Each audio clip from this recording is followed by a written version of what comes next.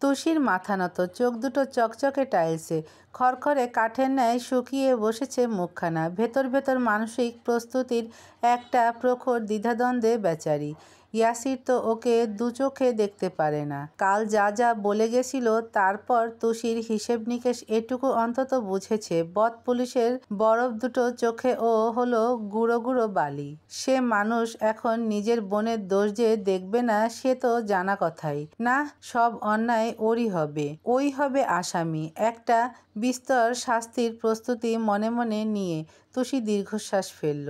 মনোযোগ দিয়ে ভাবতে বসলো এখন ওকে ঠিক কী সাজা দিতে পারে। তার ভাবনার ইতি ঘটল ইয়াসিরের কথায়। খুব শান্তভাবে বলল, কি হয়েছে? আইরিন উত্তেজিত, শরীরের রক্ত টকবক করছে রাগে, ক্ষুব্ধ চিত্তে বলল, এই মেয়ের আপনি একটা বিচার করুন ভাইয়া। আমাদের বাড়িতে বসে আমার সাথে বেয়াদবি করেছে। সবেমাত্র ফ্রেশ হয়ে এসেছিলাম আমি, আর কি করেছে দেখুন। ইয়াসির সব কথা এড়িয়ে আদেশ ছুঁল স্পষ্টভাবে, ডোন্ট শাউট আইরিন, আমি কানে শুনতে পাই, তুমি কথা আস্তে বলো। মেয়েটা একটু মিয়ে গেল। ইয়াসিরকে রাগানো যাবে না, আজ তুষিকে একটা জব্বর শাস্তি দিতেই হবে। তবে চেঁচামেচি শুনে রান্নাঘর থেকে বেরিয়ে এলেন রেহেনুমা। ওপর থেকে তনিমা, ইউষা, এমনকি মিন্টুও এলো। ঘুম জড়ানো দুটো চোখ নিয়ে কোনো মতে এসে দাঁড়ালো সে। অয়ন বাড়িতে নেই, তার ক্যাম্পেইনের তারিখ আজ থেকে শুরু, খুব ভোরে বেরিয়েছে তাই। তবে চিৎকার শুনেও বাড়ির বাকি পুরুষরা এলেন না, আর না এলেন জয়নব। তনিমা হন্তদন্ত পায়ে নিচে নেমে বললেন, কি হয়েছে, আবার কি হলো? বলতে বলতে চোখ পড়ল চোরের মতো চেহারা বানানো তুষির ওপর। অল্প স্বল্প শঙ্কা ভিড়ল মনে। ভীত গলায় বললেন, তুমি কি কিছু করেছো তুষি? তুষি জবাব দিল না। নিশ্চুপ মেয়েটাকে দেখে যা বোঝার বুঝে ফেলল ইউষা। তার রাঙা ঠোঁট উল্টে বসলো তাতে। ইস নির্ঘাত, তুষি কোনো ব্যাপার নিয়ে কেস টেস খেয়েছে, এখন কি হবে? রেহেনুমা প্রশ্নবিদ্ধ চোখজোড়া দপ করে ওঠে, খোঁচা মেরে বললেন, এই তো আপা, একদিনেই তাহলে বুঝে গেলে যে এই মেয়ে সুবিধার নয়। দেখেছো আমার কথা মিলল তো? তুষি এবার মুখ খুলল, মিনসে গলায় বলল, আমার কি দোষ? What do I am? Irene ধমকে উঠল মাঝপথে, তুমি চুপ করো, তোমার কথা এখানে কেউ শুনতে চায়নি। দেখো না ছোট মামি, আমি এখানে চুপচাপ বসেছিলাম, ও কাজে ফাঁকিবাজি করছিল দেখে একবার শুধু বললাম যে ওদিকটা মোছো, তাতে আমার গায়ে নোংরা জল ঢেলে দিল। কত বড় অসভ্য একবার ভাবো। রেহেনুমা তেতে উঠলেন, কি এত বড় সাহস আমাদের বাড়ির মেয়ের সঙ্গে অভদ্রতা? তুষি যেন আকাশ থেকে পড়ল, হাঁ করে বলল, কি মিথ্যুক মেয়ে গো তুমি, তুমি তো আমার ফের কথা কেড়ে নিল আইরিন। আবার কথা বলছো? তোমাকে চুপ থাকতে বলা হয়েছে না? কাজের মেয়ে কাজের মেয়ের মতো থাকবে। ইউষার ভারী মেজাজ গরম হলো। আইরিন বয়সে বড় দেখে তর্কে গেল না তাও। মিন্টুর মনে কৌতূহল, অবাক হয়ে বলল, কাজের মেয়ে? উনি তো আমাদের ভাবি, তুমি কাজের মেয়ে কেন বলছো আইরিন আপু? রেহেনুমা চোখ রাঙিয়ে বললেন, এই তুই এখানে কেন? কতবার বলেছি বড়দের কথার ভেতর থাকবি না, যা ঘরে গিয়ে হাত মুখ ধো। মিন্টু গাল ফোলালো, এখানে থাকার প্রচন্ড ইচ্ছেটা চাপা দিল মায়ের ভয়ে। মাথা নুইয়ে চুপচাপ চলে গেল ঘরে। তনিমা নরম গলায় শুধালেন, তুষি তুমি কেন ওকে ভিজিয়ে দিয়েছো? মেয়েটা সাফাই দেওয়ার সুযোগ পেল একটু। উদ্বেগ নিয়ে বলতে গেল, ফের কথা টেনে নিল আইরিন, বড় মামি তুমি ওকে কেন জিজ্ঞেস করছো?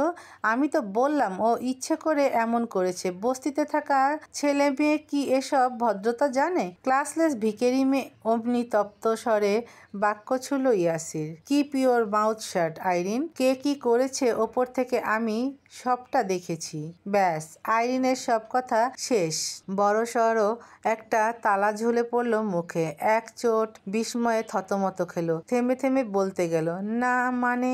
এর বেশি দূর আর যাওয়া হলো না, কিংবা যেতে পারল না আইরিন। গাঢ় নীল পোশাক পরা এএসপি ইয়াসির আবরার স্বার্থের ওই দীপ্ত চোখেই আটকে পড়ল সব। তারপর ঘর জুড়ে নির্বাদ নীরবতা নামলো। চোখে মুখে বিভ্রান্তির ছোড়াছড়ি নিয়ে চেয়ে রইল তুষি। বহু বদপুলিশ কতটা কি দেখেছে সে জানে না। যদি শাকচুন্নিটার কাজকর্ম দেখে থাকে তাহলে নিশ্চিত ওর নিজের শাস্তির কোনো ভয় নেই, কারণ তুষি তো কিছু করেইনি, তাই না? এতক্ষণে একটু হাসি হাসি মুখ করে নড়েচড়ে দাঁড়ালো সে। পক্ষান্তরে ততটা আশঙ্কায় টলমলে আইরিন। ইয়াসির ভাই সব দেখে নিলে কি হবে? দুজনের দুরকম চিন্তার মাঝে বিভ্রমে ডুবে গেলেন বাকিরা। রেহেনুমা বললেন, কি হয়েছে বলতো স্বার্থ, কি ঘটেছে এখানে? তুষি সাহস পেতেই হড়বড় করে উঠল। আমি কিন্তু কিছু করিনি, তাই না স্যার? আপনার বোনই যেচে পড়ে আমার সাথে ঝামেলা করতে এসেছিল। তনিমার নজর পড়ল অদূরে মেঝেতে। গোটা পায়ের ছাপগুলো দেখলেন এতক্ষণে। কণ্ঠে মিহি আর্তনাদ। এ কি, কি অবস্থা ঘরের? এসব কে করেছে? ইউসা বলল। কে আবার? যার পায়ে জুতো সেই করেছে। সবকটা চোখ একসাথেই বর্তাতেই মাথা নুইয়ে নিল আইরিন। তুষি উদ্বেগ নিয়ে বলল, আমি তো এই কথাটাই এতক্ষণ ধরে বলতে চাইছিলাম। তুমি থামো। ইয়াসিরের নির্দেশ ছুটে আসতেই থেমে গেল তুষি। ছেলেটা আইরিনের দিকে তাকালো, বলল সরাসরি, তুমি বেশ গুছিয়ে মিথ্যে বলতে পারো। আগে একটু আধটু জানতাম, আজ পুরোটা দেখলাম নিজের চোখে। যাকগে, তুমি অন্যের শাস্তির কথা বলছিলে, কিন্তু এখানে তো ভুল তোমার বেশি, তাই শাস্তিও নিশ্চয়ই তোমারই বেশি হওয়া উচিত। ঘাবড়ে গেল ইয়ারিন। শাস্তি? তো তুমি আমাকে চেনো না আইরিন? তোমার অন্যায়টা আমি নিজের চোখে দেখেছি, সেখানে ছেড়ে দেওয়া তো প্রশ্নই আসে না। একটু থামলো ইয়াসির, ঘোষণা দিল কড়া গলায়, যেহেতু তুমি অন্যের মোছা ঘর ইচ্ছে করে নোংরা করছিলে, তাই এখন বাকিটা ঘর মুছবে। বাড়ির একটা কোনাও যেন বাদ না যায়। আইরিনের মাথায় আকাশ ভেঙে পড়ল। আর্তনাদ করে বলল, আমি? তুষির ক্ষুদ্র অনল ঝলমলে। খুশিতে হাততালি দিতে দিতেও দিল না। তনিমা মৃদু স্বরে বললেন, কি বলছিস তুই স্বার্থ? ও কেন ঘর মুছবে? ও আমাদের বাড়িতে বেড়াতে এসেছে। আর নীরু শুনলে কি ভাববে বলতো? সজোরে ঘাড় নাড়ালেন রেহনুমা, বললেন, সেই তো ওকে দিয়ে ঘর মোছাবো? ছি ছি, তা কখনো হয়? ইয়াসির ভ্রু কুঁচকে বলল, কেন হয় না? ও আমাদের আত্মীয় বলে? এসব তো ওর আগে ভাবা উচিত ছিল ছোট মা। কাজ যাই হোক, সেটাতে অন্যের কষ্ট আছে, শ্রম আছে। ও কেন সেসব নষ্ট করতে এসেছিল? ভুল করলে তার শাস্তি সবাইকে পেতে হবে। আর যেখানে আইনে স্বয়ং আমি আছি, সেখানে এক চুল ছাড় আমি কাউকে দেব না, সে আমার আত্মীয় হোক বা অন্য কেউ। আইরিনের চোখে জল ছুটে এলো। জীবনে এক গ্লাস পানি ঢেলে খায়নি, সে মুছবে ঘর? উফ, এত বড় বোকামিটা কি করে করলো ও? একটা গোটা মানুষ ওপরে দাঁড়িয়ে সব দেখে ফেললো, আর আইরিন তাকে লক্ষ্যই করেনি। ইউসা বিড়বিড় করে বলল, একদম ঠিক হয়েছে। কিন্তু তুষি অবাক হলো, ভীষণ অবাক। চোখের পাতা ফেলতেও ভুলে বসলো তাতে। ইয়াসিরের গৌর মুখে মুখ বনে চেয়ে রইল মেয়েটা। বাড়ির গৃহিণীদের আর বলার কিছু নেই।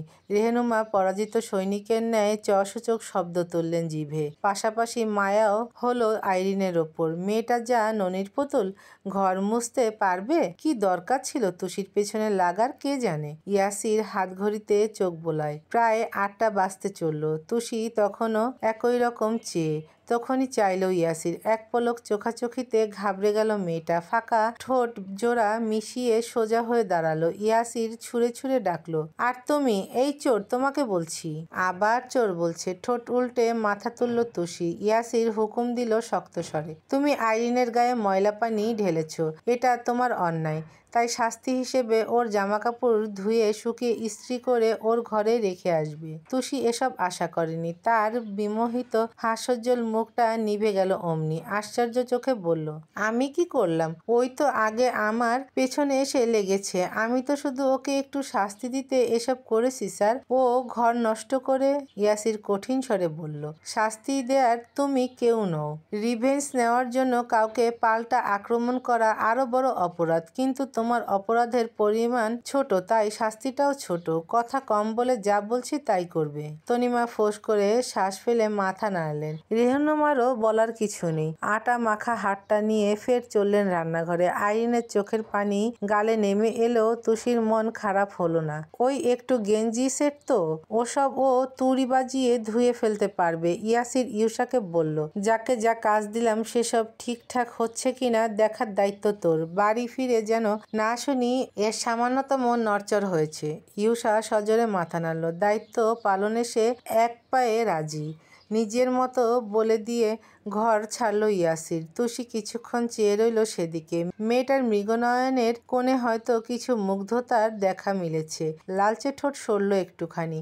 এক চোট শ্বাস টেনে ভাবল, না, যতটা বদ বলেছিলাম অতটাও না, একটু একটু ভালোও আছে।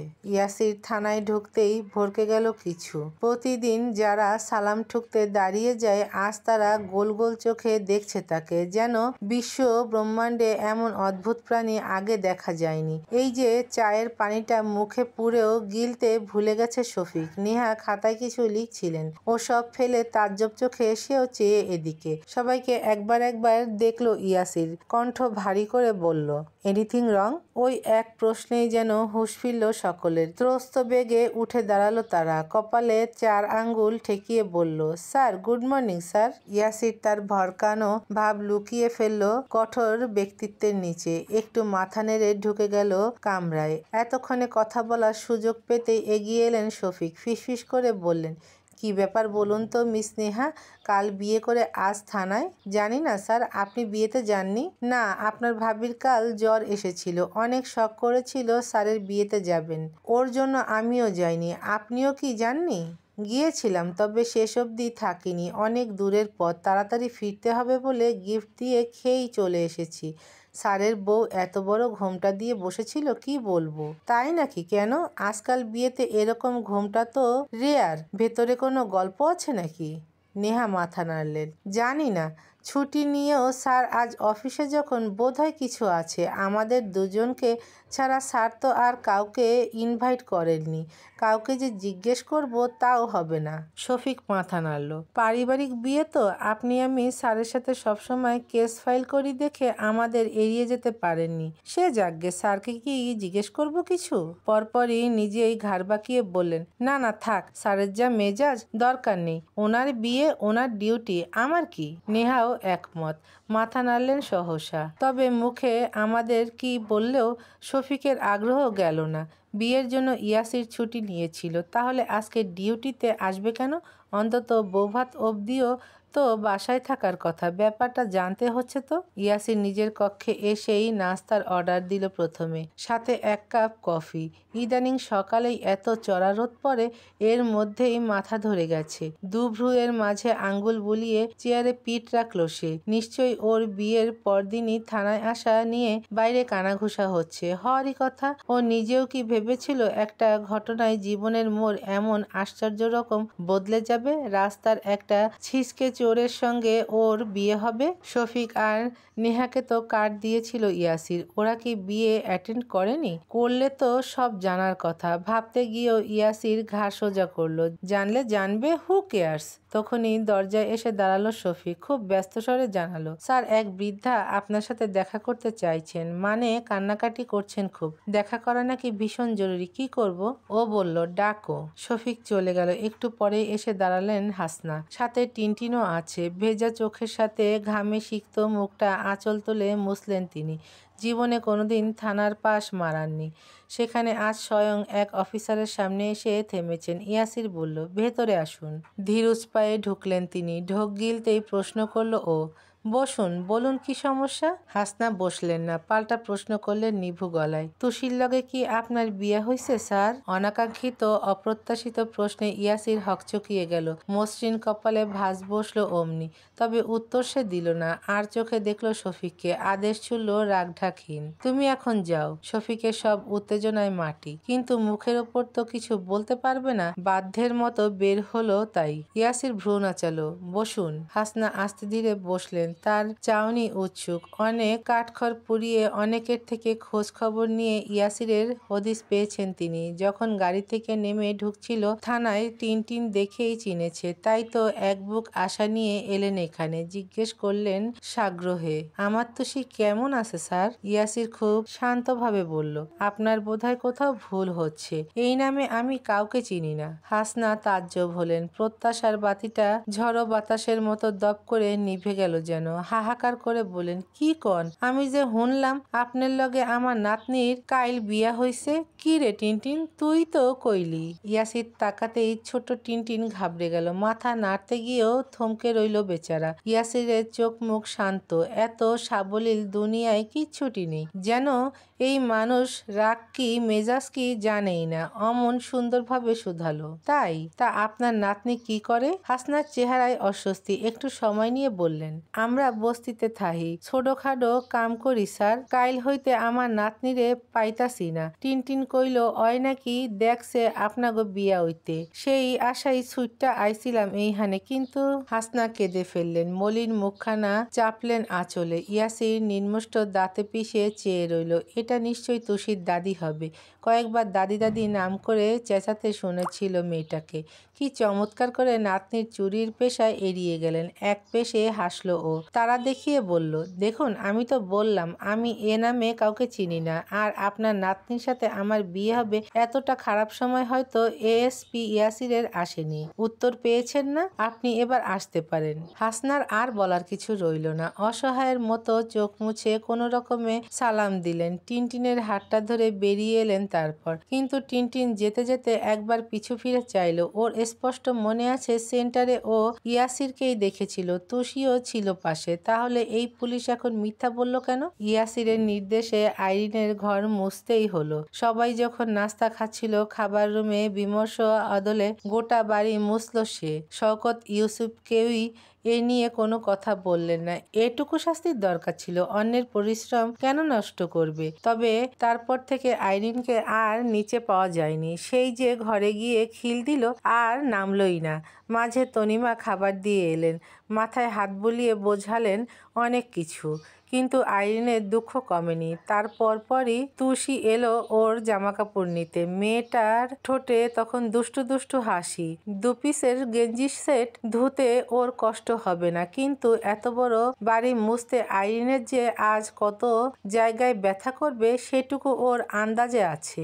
আর ওই মিটিমিটি হাসিতেই আইরিনের ব্রহ্মতালু অবধি জ্বলে গেল রাগে। তুষির প্রস্থান পথে দাঁত পিষে চেয়ে রইল সে। ফুঁসতে ফুঁসতে ভাবল, খুব মজা নিচ্ছিস তাই না? দাঁড়া তবে, এরপর তোর এমন অবস্থা করব ইয়াসির ভাই নিজেও টের পাবে না। বেশ রাত হয়েছে, অথচ সারাদিন তুষির খাটাখাটুনিতে শেষ। রেহনুমা এক দণ্ড জিরোতে দেননি। একটু বসতে এলেই ডেকে কাজ ধরিয়ে দিয়েছেন। তুষি আজ এতগুলো কাপড় কেচেছে, 3 বেলার গাদা গাদা থালা বাসন মেজেছে, আরো ছোট ছোট কতগুলো কাজ, তার তো হিসেবও করা যাবে না। মেয়েটার সারা শরীর টনটন করছে ব্যথায়। রেহনুমা উঠে পড়ে লেগেছেন ওকে নাস্তানাবুদ করতে। উফ, এই মহিলা তিন্নির মায়ের চেয়েও বড় মাপের খাচ্চুরে। কোন জন্মের শত্রুতা মেটাচ্ছে কে জানে। তুষি ঘরে এলো। সবে রাতের খাবার শেষ করেছে সবাই। গোটা খাবার রুম গুছিয়ে তবেই ফুরসত মিলল তার। রেহনুমাকে বকাঝকা করতে করতে তোষকে গা রাখল তুষি। পায়ের গোড়ালি শুদ্ধ লাফাচ্ছে এখন। এত ব্যথা তো কুস্তি শেখার প্রথম দিনও হয়নি। উফ, ঘরের কাজে এত খাটুনি, এত কষ্ট। তুষি মাগো বলতে বলতে এপাশ ওপাশ করলো। সেই সময় ফের হাজির হলেন রেহনুমা। তুষি সবে চোখ বুজেছে ঘুমোবে বলে, অমনি কর্কশ গলায় বললেন, আচ্ছা ফাঁকিবাজ মেয়ে তো তুমি, কি সমস্যা তোমার? একটু ছুতো পেলেই ঘরে দৌড়ে আসো কেন? তুষির বিশ্রামের দফা রফা। হতাশ শ্বাস ফেলল সাথে। এই মহিলার কি আর কোনো কাজ নেই? দিন দুনিয়ার এমন কুচুটে ও দুটো দেখেনি। তিতি বিরক্ত চিত্তে উঠে বসলো মেয়েটা। থমথম করে বলল, কি হয়েছে বলুন। আবার কি করতে হবে? কি করতে হবে মানে? ইয়াসিরের ফেরার সময় হয়েছে, যাও ও আসার আগে ওর ঘরটা ঝেড়ে মুছে রেখে এসো। তুষি কপাল কুঁচকে বলল, সকালে না বললেন ও ঘরে না ঢুকতে? এখন তো যেতে বলছি। ইয়াসির তোমাকে ওর ঘরে ঢুকতে মানা করেছিল, এখন রেশমি ব্যস্ত, তাই ওর কাজ তুমি করে দিয়ে এসো। তুষি 2 গাল ফুলিয়ে বিরক্তি ঝাড়ল। উঠে দাঁড়াতেই রেহনুমা সতর্ক বাণী ছুড়লেন, খবরদার ঘরের কোনো জিনিসে কিন্তু হাত দেবে না। তুষি ততক্ষণে হাঁটা ধরেছে। কথাটা শুনেও গতির বেগ থামলো না। ভেংচি কেটে ভাবল, কি এমন আছে পুলিশের ঘরে? বন্দুক আর ওই ট্যানার মতো ইউনিফর্ম ছাড়া? ছোঁয়া তো দূর, ওসব তুষি ফিরেও দেখে না। কিন্তু ঘটনা ঘটল উল্টোটাই। ইয়াসিরের ঘরের আলো জ্বালাতেই তুষি ঠোঁট দুটো আলিবাবার গুহা বনে গেল। এত সুন্দর, এত বড়। চোখ ছানাবড়া করে চারদিক চেয়ে রইল সে। এ বাড়ি আসার পর এটা ওর সাথে ঘটা নৈমিত্তিক ব্যাপার। যে ঘরেই দেখে সেটাই সিনেমার মতো সুন্দর। তুষি আজীবন শুনেছে ছেলেরা অগোছালো, জঙ্গলি হয়, এরা ঘরদোর গোছগাছ করতে জানে না। কিন্তু ইয়াসিরের কামরা দেখেই মাথা চক্কর কাটলো ওর। তালুর চুলগুলো হয়তো লজ্জা পেল কিছু। এমন কাকের বাসা ও প্রতিদিন সাথে নিয়ে ঘোরে। সেখানে ইয়াসিরের থাকার জায়গাটা অবধি পরিষ্কার পরিচ্ছন্ন, একটা কোণা এদিক ওদিক নেই। টান টান বিছানার চাদর থেকে সেলফের বইগুলো অবধি গোছানো। তুষি হা করে চেয়ে চেয়েই পা বাড়ালো সামনে। নাক বরাবর সোজা দেওয়ালের সাথে একটা ছোটখাটো সেলফ সেট করে লাগানো। স্বচ্ছ কাচের ভেতর থেকে একটা পুরস্কার চকচক করে জ্বলছে। সব কি ওই বদপুলিশের? এত পুরস্কার বেটা কিসে পেল? মারপিটে? তুষি ঠোঁট কামড়ে পুরস্কারের গায়ে লেখা পড়ার চেষ্টা করলো একবার, পারল না। চোখ দুটোর জ্যোতি বোধ হয় কমেছে। আরো এগিয়ে কাচের গায়ে চোখ পেতে দাঁড়ালো। এবার বানান করে করে আওড়ালো, ব এ কারে বে স ট বেস্ট। তখনই দৌড় হতে একটা জলদগম্ভীর স্বর ছুটে এলো কানে, এই মেয়ে! তুষি চমকে গেল। ছলকালো তার শীর্ণ কাঁধ। তড়িৎ ফিরে চাইলো পেছনে। তপ্ত দুটো চোখ মেলে চেয়ে আছে ইয়াসিরের দিকে। মটমটে চৌকস চোয়াল দেখেই বুক শুকিয়ে গেল তুষির। চট করে সোজা হলো মেয়েটা। ইয়াসিরের পায়ে বুট। উৎকট শব্দ তুলে সামনে এসে দাঁড়ালো। দাঁত খিচে বলল, হাউ ডেয়ার ইউ! আমার ঘরে কেন ঢুকেছো তুমি? তুষির কাম তামাম করতে যথেষ্ট দুটো লাইন। ভয় ডরে চিমসে এলো মেয়েটা। চোখ নিচু, গলাও নিচু করে বলল, ইয়ে মানে ঘরটা গোছাতে এসেছিলাম। চেঁচিয়ে উঠল ইয়াসির, আমার ঘর গোছাচ্ছ তুমি? তোমার মতো একটা বস্তির মেয়ে আমার জিনিসে হাত দেবে? নিজেকে কি আমার বউ ভাবা শুরু করেছো? তুষির ছোট কলিজা ছলাৎ ছলাৎ করে উঠল। কানের পর্দা হয়তো দুভাগ হয়েছে আগেই। মিনমিন করে বলল, আমার কি দোষ? আমি তো আসতে চাইনি, আপনার ছোট মা জোর করে পাঠিয়েছেন। কিছু বলতে গিয়েও থামলো ইয়াসির। ছোট মা গুরুজন। তুষির মতো বাইরের লোকের কাছে তো তাকে ছোট করা সাজে না। ক্রোধের উত্তপ্ত লাভাটা গিলে নিল সহসা। চোখ বুজে শ্বাস ফেলল। সরে এলো সামনে থেকে। খাম্বার মতো দাঁড়িয়ে থাকা তুষি চোখের কোণ তুলে চাইল, বন্দুক টন্দুক আনতে গেছে নাকি? রাগে না গুলি মেরে ওর খুলি উড়িয়ে দেয়। কিন্তু না, ইয়াসির ইউনিফর্ম ছাড়ছে। গাঢ় নীল শার্টটা শরীর থেকে সরাতেই লোমশ বুক বেরিয়ে এলো। দুরন্ত চোখ নামিয়ে নিল তুষি। হাতে তোয়ালে নিল ইয়াসির। ওয়াশরুমে যেতে নিয়েও থামলো আবার। তর্জন দিল ঠান্ডা ভাষায়, বের হয়ে যেন তোমাকে না দেখি। ভেতরে ঢুকতেই ধরে রাখা নিঃশ্বাসটা ঠোঁট ফুলিয়ে ছাড়লো তুষি। বাপরে বাপ, পুলিশ না বোম! আর একটু হলেই তো উড়িয়ে দিত ওকে। এর ঘর পরিষ্কার করার আগে এর ব্যবহার পরিষ্কার করা উচিত। তুষি রুমের দিকে এদিক সেদিক দেখলো। তকতকে ঘরের কি মাথা মুন্ডু পরিষ্কার করবে ও? সব তো ঠিকঠাকই আছে। ধুর, দরকার নেই, থাকুক যেমন আছে। কেউ জিজ্ঞেস করলে না হয় বলে দেব সব গুছিয়ে রেখে এসেছি। তুষি ঝাড়ুটা হাতে নিতে গেল। আচমকা চোখ পড়লো টেবিলে। ইয়াসিরের মানিব্যাগ, ঘড়ি, ফোন রাখা, সব ছাপিয়ে ফুলকো ওয়ালেটটায় আটকে গেল মেয়েটা। নিশ্চয়ই এর মধ্যে অনেক টাকা আছে। ব্যাস, চোরের মনটাই আবার জেগে উঠল তুষি। সতর্ক নয়নে আশপাশ দেখলো এক পল। কোথাও কেউ নেই। ইয়াসিরও ফ্রেশ হতে গেছে। এই সুযোগে একটু চুরি করা যাক না। তুষি আজ আর নিজেকে সামলাতে পারল না। না পারলো হাত নিষ্পিস করা আটকাতে। পা টিপে টিপে এসে ওয়ালেটটা তুলল। দুপাশ মেলতেই আস্ত আস্ত নোটগুলো চাইলো ওর দিকে। সাথে চেঁচিয়ে চেঁচিয়ে বলল, তুষি, আমাদের নিয়ে যা, নিয়ে যা আমাদের। তুষি ঢোক গিল। হাতটা বাড়িয়েও গুটিয়ে আনলো আবার। ইয়াসির নিশ্চয়ই টাকা গুনে গুনে রেখেছে। যদি বড় নোট ধরে নির্ঘাত বুঝে ফেলবে। যা বুদ্ধি এর! এক কাজ করুক, ছোট নোট নিক। 100-200 টাকার হিসেব নিশ্চয়ই রাখেনি। নিজের মতো ছক্কসে মাথা নাড়ল তুষি। 100 টাকার দুটো নোট ব্যাগে। হাতটা বাড়ালো নেবে বলে। পেছন থেকে খপ করে কবজিটা চেপে ধরলো ইয়াসির। ছ্যাঁত করে উঠল তুষির বুক। ফ্যাকাশে মুখে চাইতেই ইয়াসির ভ্রু নাচায়। আবার চুরি? তুষির গলা শুকিয়ে কাঠ, চেহারায় রক্ত নেই। তুতলে উঠল কথা বলতে গিয়ে। কই, আমি মানে মানে চুরি করছিলাম না। ইয়াসিরের সারা মুখে জলের ফোঁটা। এক হাতে তোয়ালে নিয়ে মুছল সেটুকু। ভীষণ শান্ত অথচ গম্ভীর গলায় বলল, হাতটা খুব নিপুণ, কিন্তু ভুলে যাচ্ছ আমি পুলিশ। চোখ বুঝেও বুঝতে পারি চোরের হাত কেমন হয়। তুষির বুক কাঁপছে। কি বলবে কি করবে দিশেহারা দশা। জিভ দিয়ে ঠোঁটটা চেটেপুটে বলল, আমি তো শুধু। ইয়াসির বলতে দিল দিল না, কথা কেড়ে নিল মাঝেই। তোমার চোখ বলছে তুমি কি করতে যাচ্ছিলে। আর অপরাধীর চোখের ভাষা ইয়াসির আবরার জানে, তাই এখন অহেতুক মিথ্যা বলতে এসে নিজেই ফেঁসে যেও না। তুষি নেতিয়ে গেল। পরপরই কণ্ঠের ধরন পাল্টে ফেলল ইয়াসির। গর্জে উঠল কড়া স্বরে, স্বীকার করো চুরি করছিলে। তুষির রুহু উড়ে গেল, ভয়ে ওষ্ঠাগত প্রাণ।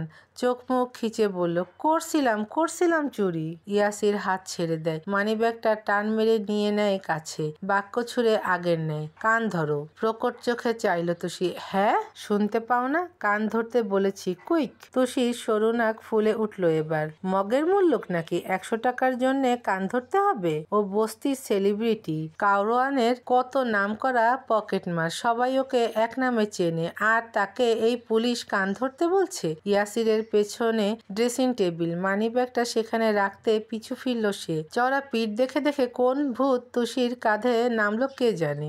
এক আধ্যাত্মিক শক্তিতে ফেপে উঠল সে। এই বদের হাড্ডি পুলিশটা ওকে একটু বেশি পেয়ে বসেছে। সমঝে চলেছে বলে কি মাথায় উঠে নাচবে? ঘরের কাজ করাচ্ছে, আবার এখন কান ধরাবে। তুষির প্রেস্টিজ নিয়ে ছিনিমিনি খেলা। মেয়েটা দন্তপাটি পিষল, রাগে সারা শরীর জ্বলছে। কুস্তির সৈনিক সুলভ মনটা গর্জে উঠল সিংহের ন্যায়। পিছু ফিরে থাকা ইয়াসিরকে মেরে তক্তা বানানোর স্পর্ধায় ফুলে উঠল বুক। শিরদাঁড়া বরাবর একটা প্রকাণ্ড ঘুষি মারার জন্য তেড়ে এলো তুষি। বিধি বাম। চট করে ফিরেই হাতটা পিঠের সাথে মুচড়ে ধরল ইয়াসির। চমকে থমকে নিঃশেষ হওয়া মেয়েটা কুকিয়ে উঠল ব্যথাতে।